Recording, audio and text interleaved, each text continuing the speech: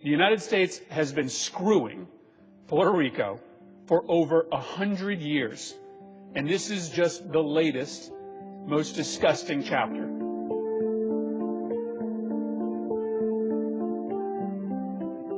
There is an undercurrent in the discourse about Puerto Rico that is as pernicious as it is ahistorical.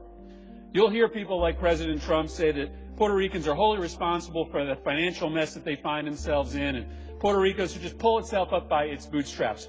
The rewriting of history ignores the fact that the federal government and Congress, we've had our hands tightly wrapped around those very bootstraps since 1898.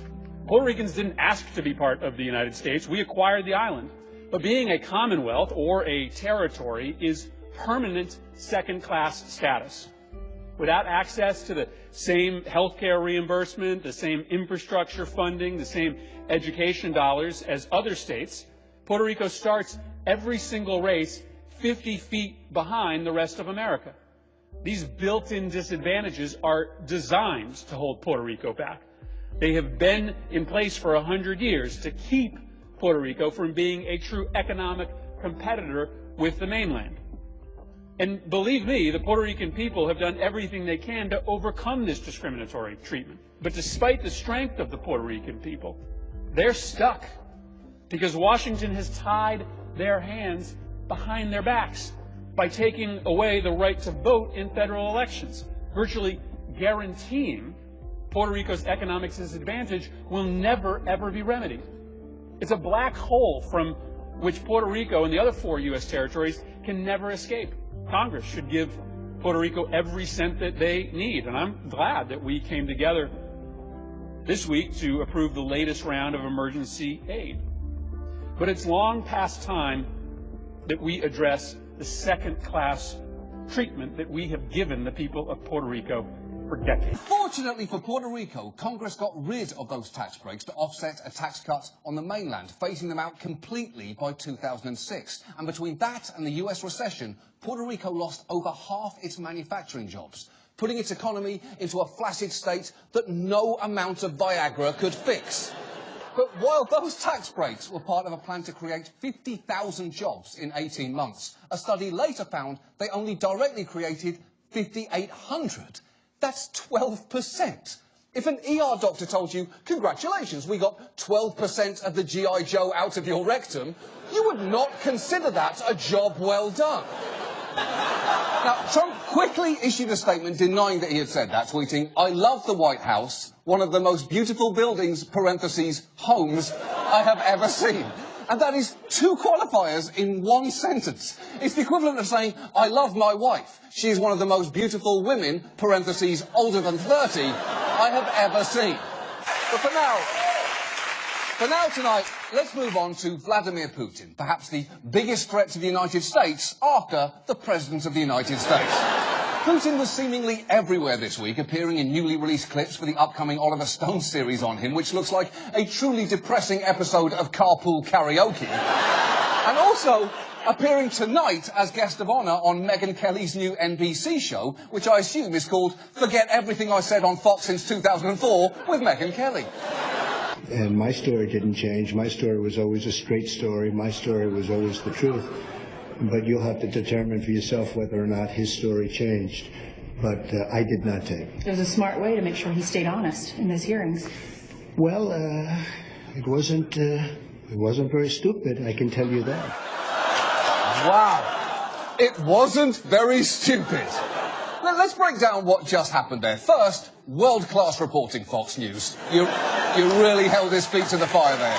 Second, he seemed justifiably taken off guard by that compliment. And third, think about what he just said. He didn't just casually admit to misleading the American public. He also implied that doing so may have swayed Comey's testimony, which, if that was his intent, could constitute witness tampering. And on top of all that, he then implied he made Comey tell the truth about their conversations, seemingly verifying Comey's account, which is incredibly damaging to the president. And there were also quieter but no less alarming moments, like when he explained how hard he's been fighting to bring clean coal back without appearing to understand what that actually is. It's just been announced that a second brand new coal mine where they're going to take out clean coal, meaning they're taking out coal, they're going to clean it, is opening in the state of Pennsylvania. Listen, is it possible that Trump is well versed in and is referring to flue gas desulfurization, fluidized bed combustion and selective catalytic reduction? Sure, it's possible, but let's agree it's considerably more likely that he thinks you just take a bunch of coal and scrub-a-dub it with a big old sponge. Oh, yeah, that's right. I'm saying the president fundamentally doesn't understand what he's talking about, and you know what that means. We got it! And that was far from the most uncomfortable moment involving Ivanka this week, because at a North Dakota event later that same day, he introduced his daughter like this. Come up, honey. Should I bring Ivanka up? Come on up, honey. She's so good. She wanted to make the trip. She said, Dad, can I go with you? She actually said, Daddy, can I go with you? I like that, right? Daddy, can I go with you? I said, yes, you can. Oh, his 35-year-old daughter calls him Daddy, and he likes it. That is just one of those facts that on some level I already knew, I just never wanted to have confirmed. It's like when someone Airbnbs your place, they ejaculate on literally everything. Or if I was there for the Manson murders, I probably would have stabbed someone. I'm not good with peer pressure. It would have been so weird if I was the only one not stabbing. I'd have probably had a quick stab. The president was using that as an adjective. It's happening with precision. OK, Mel, but presidents really need to be precise with language. When you're the commander-in-chief, the term military operation has consequences. It's not just a meaningless word you can throw around like consultant or superfood. But please don't think that Trump just went after immigrants this week, because he targeted children too. Schools and students are facing uncertainty today after the Trump administration withdrew federal guidance on transgender bathroom use in public schools. Yes, it seems one by one Trump is delivering on his promise to make entire subsets of the American citizenry concerned about their safety and well-being again. Hashtag Masotakat Soba. Now, still, you've got to say, it is good that the president is calling attention to the opioid crisis. The problem is, attention is pretty much all he's giving it, because he didn't put out a detailed strategy, and his splashiest step, declaring it a public health emergency, doesn't actually do very much. It will streamline some access to addiction treatment, but provides few new resources. Financing comes from the Public Health Emergency Fund, which has a balance of just over $56,000.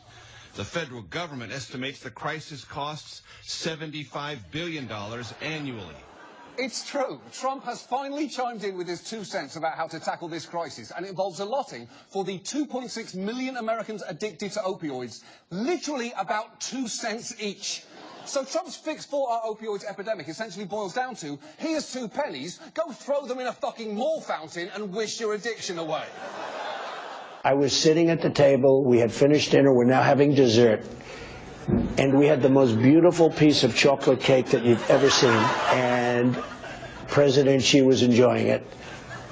And I was given the message from the generals that the ships are locked and loaded, what do you do? And we made a determination to do it.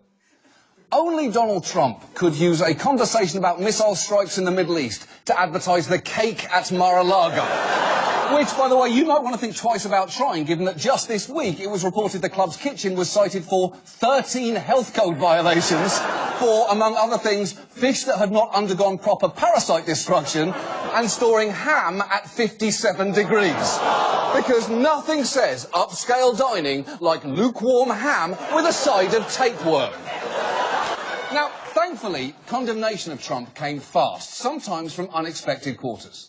A key White House Advisory Council of powerhouse CEOs voting to disband. Many of those business leaders, Democrats and Republicans, speaking out, like the CEO of Campbell's Soup, saying racism and murder are unequivocally reprehensible and are not morally equivalent to anything else that happened in Charlottesville. Wow. When you become CEO of Campbell's Soup, you do not expect to have to start your public statements with the words, racism and murder are unequivocally reprehensible. You expect to start them by saying, yes, we're very sorry, but again, you're the one eating clam chowder from a can. But to hear Donald Trump tell it, in recent years, we've been getting the short end of the stick. On the campaign trail, he often complained that America had become a global punchline and promised that he could reverse that. The world is laughing at us, folks. The whole world is laughing at us. They're laughing at this, at what's going on in our country. The world laughs at us, folks. The world laughs at us. We're not going to be a laughing stock like we have been, and we have been, believe me. Oh, we're not going to be a laughing stock anymore, huh? It is insane that Trump, this guy, thought he would end the laughter. It's like a flamingo in boxer shorts named Phineas J. Rocket Dump ran for president under the slogan, "Time to get serious." They have a series of hunting videos, which shouldn't be surprising. In fact, it makes complete sense. People do use guns when they hunt. But while the visuals are predictable beauty shots of nature, the voiceover takes a different path. The anti-hunters have imposed a false order on their lives, based on a misconceived perception of the world. Death is evil, they believe, and so the purveyor of death must also be evil. Death is an undeniable fuel of life. Oh my God! That is less planet Earth and more deranged letter from a serial killer. Although, to be honest, I would respect the NRA a lot more if its slogan were just the NRA because death is an undeniable fuel of life. I would like it, but at least we'd be clear where they were coming from. And this happens all the time. And the best innovators in Weasley accounting have arguably been tech companies. Look at Apple. For years, they've been deferring paying US taxes on foreign profits by stashing the money overseas and not bringing it back. So much so that at the end of last year, they had $269 billion parked overseas. And when their CEO, Tim Cook, appeared in front of Congress a few years back, he was very defensive about that. We pay all the taxes we owe, every single dollar. We don't move intellectual property offshore and use it to sell our products back to the United States to avoid taxes. We don't stash money on some Caribbean island. Now, he was technically correct there, because Apple didn't stash their money on a Caribbean island. They did, however, have it stashed on this island, Ireland, which is, it is true, not in the Caribbean. I'm now going to play the sound recording which embodies the musical work Lose Yourself. Look,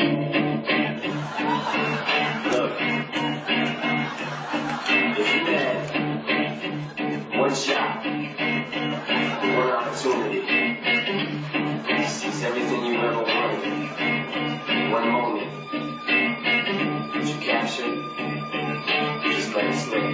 Yo, his palms are sweaty. That's the greatest thing I've ever seen. You know, some define comedy as tragedy plus time, but for me, the purest definition is a middle-aged Kiwi in a robe playing Eminem's Lose Yourself to a completely silent and motionless courtroom. And perhaps my favourite thing about that is this woman's reaction. She's silently questioning every life choice that led her to this moment, and hopefully not regretting a single one of them. But it concerns Italy, the country that gave us spaghetti, the Colosseum, and in a roundabout way, the guy who played Turtle. So, it's a rich tapestry, that's basically what I'm saying. Now, Italy is holding an election next Sunday to select a new parliament and eventually a new prime minister. And you're probably thinking at this point, I don't even know who Italy's current prime minister is. I assumed it was just a Vespa in tank top. Well, don't be too hard on yourself. There has been a lot of them. This will actually be Italy's 65th government in just over 70 years. So at that rate, it's probably hard for Italians to remember who their leader is. For the record, it's this man. Also for the record, it's not that man. I just typed Italian man into a stock image site, and he is what came up. So paradoxically, Trump is really disintegrating and in my eyes, on many levels. But paradoxically, he's doing so much good that I realize they're maneuvering him into bad so they won't call him a Russian agent, so he can look tough to the Russians, so he can look tough to the Chinese, and so he can shut down his critics. That once you feed the pirate, they're going to want more, more, more. Wait. Once you feed the pirate, they're going to want more. Not only is all of that crazy, that is not even a phrase. Oh, I'm against these strikes because you know what they say, if you want to skin a ferret, you better bring your dancing shoes. And I mean it. Once you start washing an alligator, paradoxically, you don't stop till it's dry. And when confronted by this mistake, Sean Spicer, I remind you, a professional spokesperson, yet again lost control of his mouth. Can you take us through the events from the perspective of the White House that led to the miscommunication, this administration thinking that this vessel was thousands of miles away from its actual location? The President said that we have an armada going towards the peninsula. That's a fact. It happened. It is happening, rather. Wait. So Spicer is claiming that because the fleet was going to North Korea eventually, it was fine to suggest that it was on its way there now. And by that logic, I can truthfully say that Sean Spicer is currently posting his resume on Monster.com. I mean, he isn't, but he will eventually. And at this rate, possibly as soon as next week. And look, while the definition of the ban is ridiculous, the impacts of it are very real, particularly for refugees. Since the administration has decided that being assisted by a refugee resettlement agency does not constitute a bona fide relationship, which means thousands of desperate people who've gone through exhaustive vetting and have been approved to come here have now been left in the lurch, which is absolutely shameful. And yet, for some, it's actually no big deal. An attitude best exemplified by human lacrosse stick Tucker Carlson, who asked, #Tucker, why does America benefit from having tons of people from failing countries come here? A question that made the Statue of Liberty give up and drown herself in the Hudson River. And that is why this story is stupid Watergate. It could very well take down the government, but nobody involved understands why, or how to cover it up, or what the government fucking is, or possibly how to breathe without getting regular reminders. So for now, let's move on to the United Kingdom. The country whose most beloved children's book is about a friendless child who thinks a bear with an eating disorder and a depressed donkey are talking to him. The issues go much deeper than just long wait times. Because while immigration courts have the trappings of a criminal court, you can wind up there from an arrest, you can be detained, awaiting your hearing, and you're arguing against the government, they're actually civil courts. Because this is not a criminal trial. Their only task is deciding whether or not you can stay in the country. That's it. So a lot of things that you might assume someone in these courts would have access to, they don't. And the first big one is this. Unlike criminal court, in immigration court, the federal government is not required to provide lawyers to defendants who cannot afford them. Exactly. If you can't afford a lawyer, you have to defend yourself, which is clearly a terrible idea. Think of an immigration hearing like surgery. You can try and do it yourself, but if you ever want to see your fucking family again, maybe try and get a professional to help you. Our main story tonight is abortion. And yes, we have talked about it before. Last time we looked at the way abortion laws in America have in many places made access to abortion difficult, as clinics all over the country have shut down. But tonight, we're going to focus on the exact opposite of an abortion clinic, something called a crisis pregnancy centre. Facilities whose primary purpose is to talk women out of terminating a pregnancy. Something they don't often make that clear. Instead, running friendly-looking ads like this. Before you make the decision about a pregnancy that comes at a less than perfect time, get Jelly on the Belly. Come to Sunrise Women's Clinic, a clinic where our nurses specialize in early pregnancy options. Okay, Jelly on the Belly is a pretty childish way to describe an important medical procedure. I'm not sure that I would trust a doctor that referred to colonoscopies as looking for cooties in the booties. Of rehabs feel free to make suspiciously impressive claims, as one researcher found out. We called inpatient programs and asked them what their success rate was. And the lowest rate we got quoted was 80%. You know, I do know that about 80% of the clients who have come in here are now sober long term. We've had about an 80% success rate here at 180. And then we would ask, and on what data do you base that? And no one had any data. They had no hard data to back up their claims. And at that point, why even stop at 80%? Why not say you have a 140% success rate? For every 10 people that come into our facility, 14 emerge completely sober. Where did those extra 4 people come from? We have no idea. That's how good we are. And that's the thing. But what many New Yorkers remember most about the Giuliani years was his unrelentingly abrasive personal style. He had a weekly local radio show where he would take calls from constituents, which should be easy to do. You just listen to their concerns and you politely disagree whenever necessary. But just listen to this exchange with a ferret owner annoyed by the city's ban on owning them as pets. There's something deranged about you. No, there isn't, sir. The excessive concern that you have for ferrets is something you should examine with a therapist. This conversation is over, David. Thank you. This excessive concern with little weasels is a sickness. That's right. That is the mayor of New York actively choosing to insult a New Yorker whose only crime was being a fan of ferrets. But the truth is, that is only part of the picture of Iran. There's also a large, educated, relatively liberal middle class, among whom opinions of America tend to be considerably more positive. You can see it in the fact that they have knockoffs of American restaurants there called McDonald's, ZFC, and Pizza Hut, which are obviously direct rip-offs of Marshdonald's, ZFG, and Pizza Hut.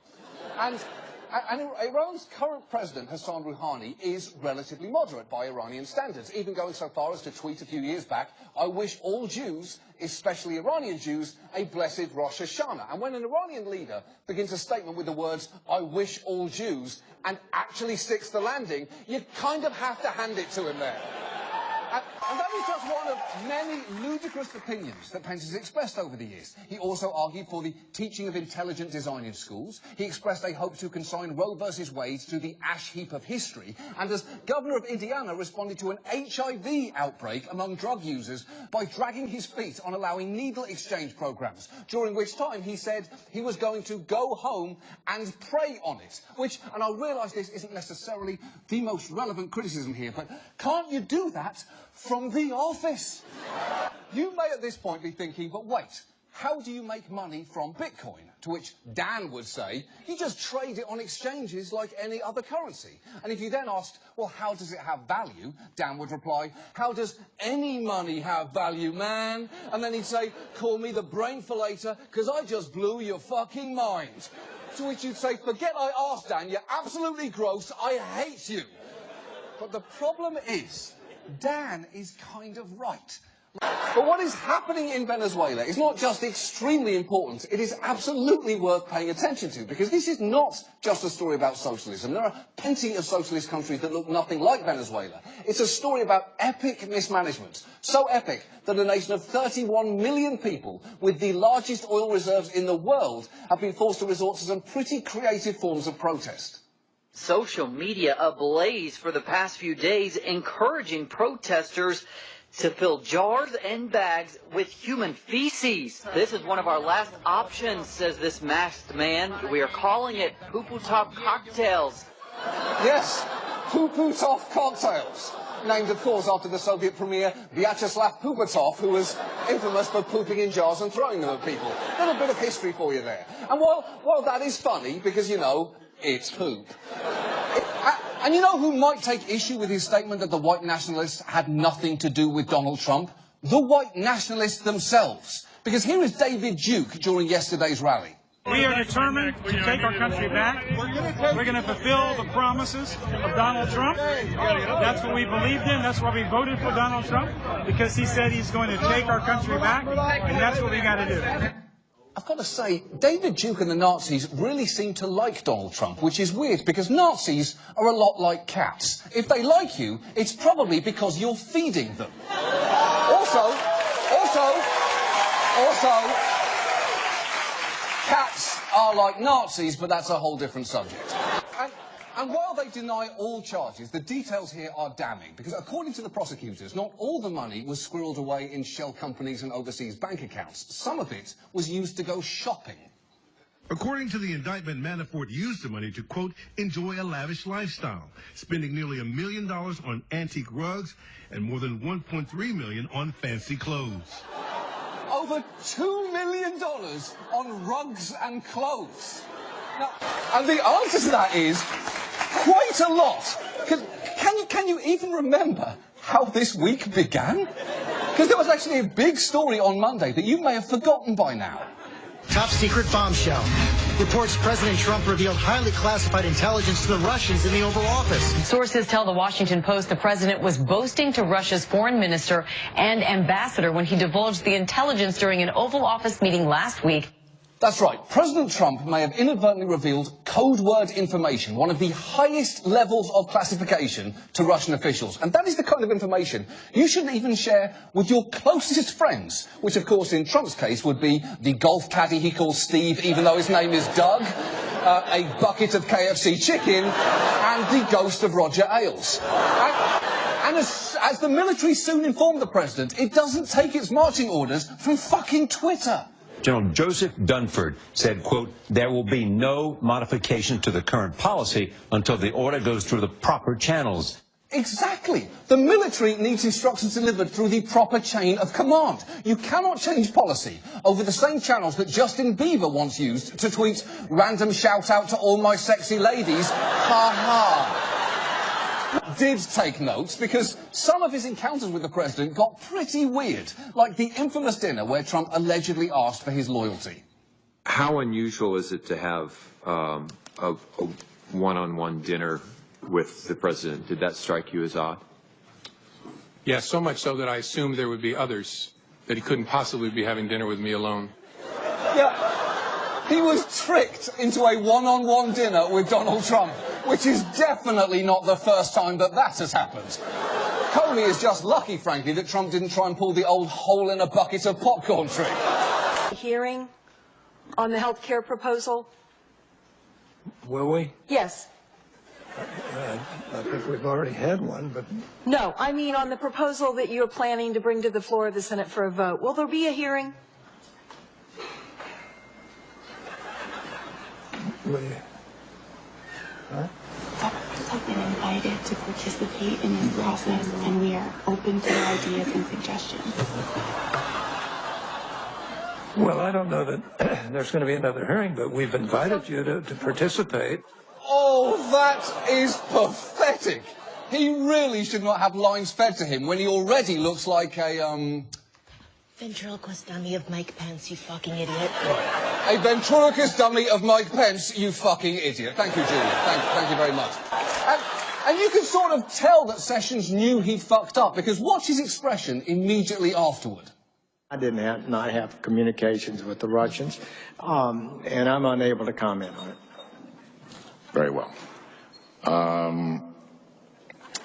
Without divulging sensitive... He looks right at the camera. He looks like he's about to loosen his collar and audibly say the word gulp. If you wanted him to confess to murder, all a lawyer would have to say is, Your Honour, the killer could not possibly have been Donald Trump. It must have been someone much stronger and smarter, with a much hotter daughter. And before they finished that sentence, Trump would be yelling, I did it, it was me, lock me up, lock me up, lock me up. So for now, let's move on to President Trump, the silver lining for anyone who died in 2015.